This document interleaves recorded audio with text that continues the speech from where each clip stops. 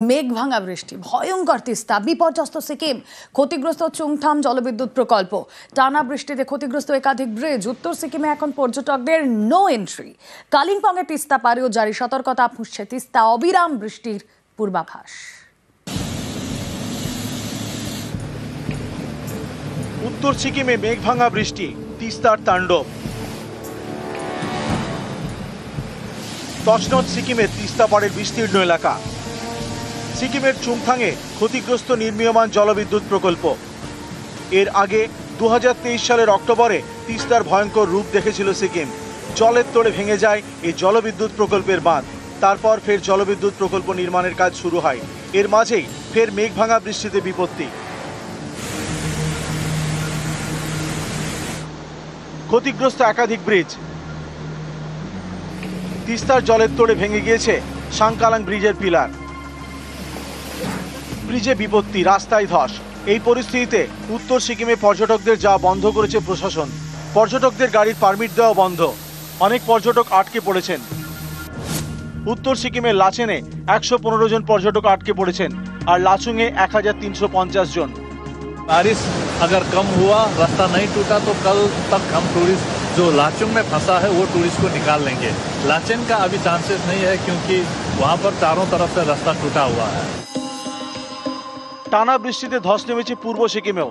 শনিবার এখানকার সিংতামের শিবানী বাজার এলাকায় ধস নামে। এলাকায় হুড়োহুড়ি শুরু হয়। অল্পের জন্য রক্ষা পেয়েছে পাশের জলবিদ্যুৎ প্রকল্প। ফুঁসছে তিস্তা, আতঙ্কে সিকিম। বাংলা সীমানাতেও সতর্কতা। কালিম্পংয়ের তিস্তা পাড়ের বাসিন্দাদের সতর্ক করা হয়েছে। ক্যামেরায় মনি লামার সঙ্গে পার্থপ্রতিম সরকার, নিউজ 18 বাংলা। গত 4 দিনের অবিরাম বৃষ্টি, জলে ভাসছে মণিপুরের ইম্ফল। একাধিক এলাকা জলের তলায়। মণিপুরের ছবি দেখাবো, ভয়ঙ্কর ছবি মণিপুরের। দেখছেন বাড়ি ঘর সব তলিয়ে গিয়েছে জলের তলায়। গত 4 দিন নাগারে বৃষ্টি, আর তাতেই মণিপুরের এই অবস্থা। আপনারা দেখছেন সদ্যজাত শিশুকে কোলে নিয়েই এই বুক জল পেরিয়ে যেতে হচ্ছে স্থানীয়দের। ছবি দেখাচ্ছি আপনাদের মণিপুরে ভাসছে একাধিক এলাকা। 4 দিনের নাগারে বৃষ্টি, আর তাতেই বন্যায় বিধ্বস্ত মণিপুর। গত 4 দিন ধরে প্রবল বর্ষণ। ইতিমধ্যেই 19,000-এর বেশি মানুষ ক্ষতিগ্রস্ত হয়েছেন। এখনো পর্যন্ত যা জানা যাচ্ছে, নদীগুলোর উপচে পড়া এবং বাঁধ ভাঙনের কারণেই এই পরিস্থিতি মণিপুরে। বন্যার ফলে 3,365টি বাড়ি ক্ষতিগ্রস্ত হয়েছে। 19,811 জন মানুষ এই দুর্যোগের শিকার হয়েছেন।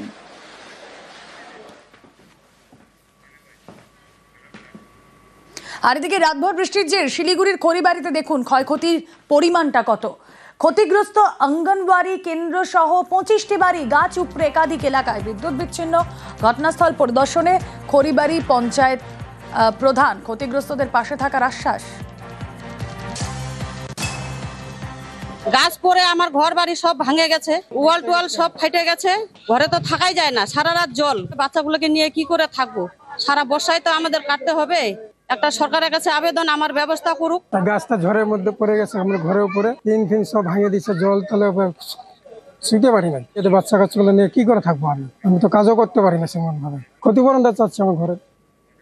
অনেকই ক্ষয়ক্ষতি হয়েছে, আরো ঘর দুয়ার উড়িয়ে নিয়েছে, চালা নেই ঘরে। স্বাধীনতার আগে 2টি বট গাছ, সেই বট গাছ স্কুলের মধ্যে পড়ে গিয়েছে। গ্রাম পঞ্চায়েত বিডিও যাতে আর্থিক সহযোগিতা করে, এটা আমি বলবো। নাহলে স্কুলের বাচ্চাগুলো পঠন পাঠন বন্ধ হয়ে আছে। এই পাড়াতে যেগুলো ক্ষয়ক্ষতি হয়েছে সেগুলো যাতে সরকারি নজর রাখে।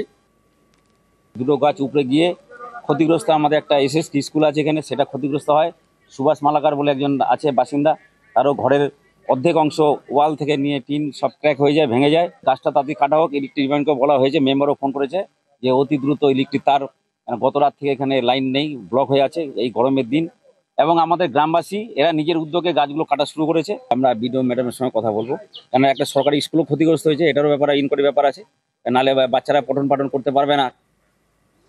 ভুটান পাহাড়ে নাগারে বৃষ্টির জের আলিপুরদুয়ারে ফুঁসছে মুজনাই নদী। মাদারিহাটে হরপাবানে ভাসলো বাঁশের সাঁকো। জলের তোড়ে ভাসলো বাঁশের সাঁকো। ঘুরপথে যাতায়াতে ভোগান্তি। জলস্তর বাড়তে থাকায় আতঙ্কে নদী পাড়ের বাসিন্দারা।